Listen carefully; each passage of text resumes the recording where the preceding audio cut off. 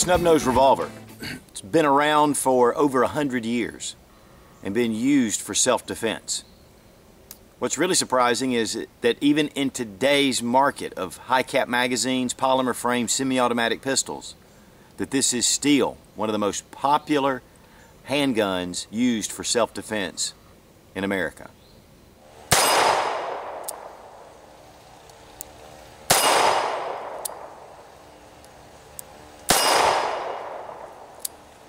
Now with any pistol, we want to make sure that the gun is unloaded. We can see that there are no rounds in the chamber.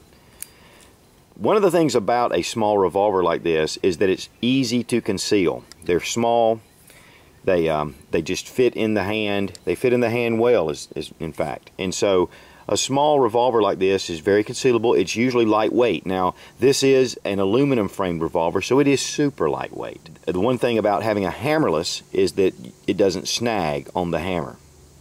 One key advantage that a revolver has over an automatic is you can take it, put it in your shirt, wrap it up, fire it. That way it doesn't get tangled. If someone goes to grab it, unless they grab a hold of the cylinder, they can't grab the hammer. It is somewhat of an advantage. You can put this in your pocket and fire it out of a coat pocket. So there are some advantages to a revolver, especially this size. But now some of the cons are that the recoil is a little excessive because of its small size. You know, there's always a trade-off. If you have a large pistol or a large revolver, it compensates for the recoil because of the weight of the gun. But a lightweight handgun like this, you just need to get accustomed to the recoil, and then it's very manageable. Another con, though, is that it is just 5 rounds. The sights are very low, as you can see. It's just a notch here and then a front blade, but this is not necessarily for aiming. This pistol is for up close.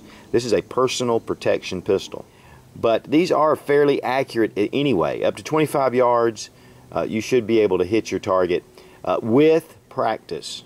There are cons, there are pros, but I find myself carrying this small revolver more than any other pistol that I have. Now, you're not necessarily going to get pinpoint accuracy with these guns, and so what I like to do is shoot something a little different than just a basic target. This is a little steel plate. You do have to get back past 7 yards just to keep from any possible ricochet.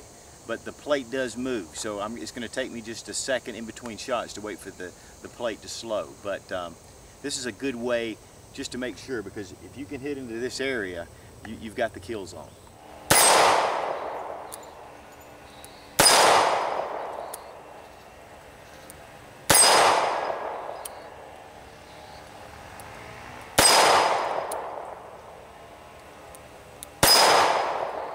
One thing too is you want to make sure that you're getting your technique down. So you don't want to start off firing rapidly. You want to start off firing slow and steady and getting your technique, getting your muscle memory down. It's key to shooting. Now, drawing your pistol correctly is important to get into a habit, and if you're like me and you're out at the range informally a lot, you lose it. But one of the things you do when you put your hand on a revolver, you want to have your hand to your chest, and then as you draw your weapon, bring it in and pull it out. One of the things too is you want to get this aligned with this bone. If you do it like this, all the recoil will be in the hand. If you put it on the bone, it will come back on the bone. You have a much steadier platform.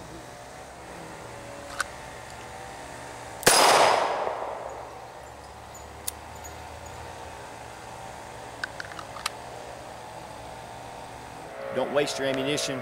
Make every round count. Bring it up, push it out, fire.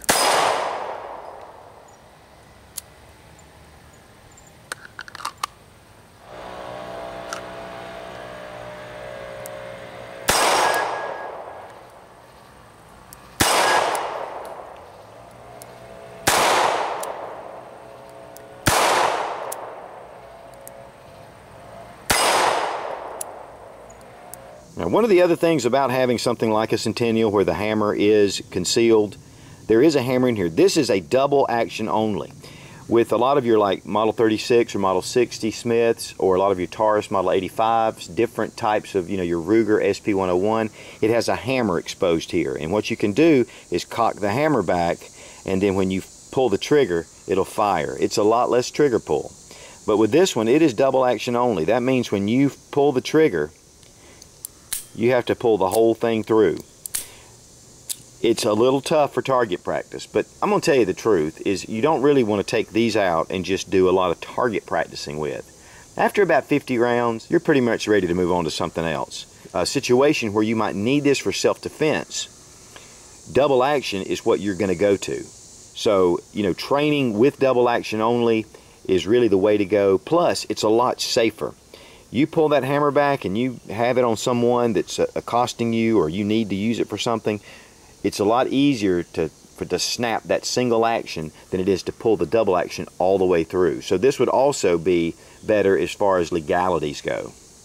Now for self-defense, you want to carry a defensive round, and this Spear Gold Dot is an excellent, in fact this is even made for the short barrel for a 38. It is a jacketed hollow point, it expands well, and this is what I carry. It is a plus P, and these guns are rated for plus P. If you have an older Snub Nosed Revolver, I would check first to see if you can shoot plus P in there. You don't want to lock up your gun or damage your gun for that matter. But this is what I shoot. But let me just give you an idea. This is $25.69 for 20 rounds. And you need to test these. You need to shoot these in your gun. But for practice and for getting accustomed to the techniques and all the things that you need, I would suggest highly that you purchase some target loads. And there are different companies that make it. HPR has just come out with this 38 special. And it is a copper jacketed 38 bullet. It's just what they call the target load. This runs $18.99 for 50. So it's much less than half price of these jacketed hollow points. Now there are a lot of different holster setups, but this is a little Daltec Force, a suede holster with a tanned leather inside, and I've been using this for a good while. It slides down and then it goes into your pocket.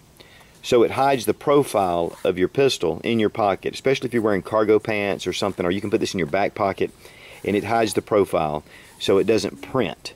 Now, a couple of other holster selections that I have over here, and the first I'm going to do is show you this. This is a G-code. This is one of their new holsters for 38 Special. It is Kydex. It has a paddle, which I love paddles. This is very easy to insert, even with the belt on. And it rides with the belt. Belts, incredible platform. You need a good solid belt. This is a bull leather belt that I have gotten from Battle Boy Surplus. Now this is another option, and this is the G-code with a leather cover on their Kydex. And I'm going to tell you what, this is a beautiful holster. I love leather, but of course there are some advantages to having Kydex, and to me this is the best of both worlds. So you have the strength and the durability of Kydex, but then you have this look of leather. And this is a belt holster. It has the belt attachment, but actually with G-code I can change this belt attachment with the paddle. It draws very nicely and it retains the revolver very well. And I'll have the links for this and for the Daltec holster as well in the description below. Good day of shooting. 50 rounds, 38 Special. That's 10 reloads. And it's very effective. And as always, thanks for watching. Please subscribe for more fun gun reviews and sensible survival. God bless America. Long live the Republic.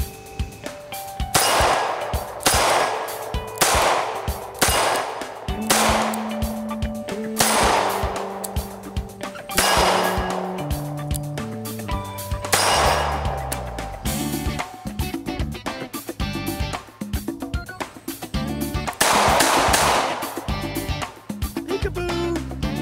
Gotta keep that finger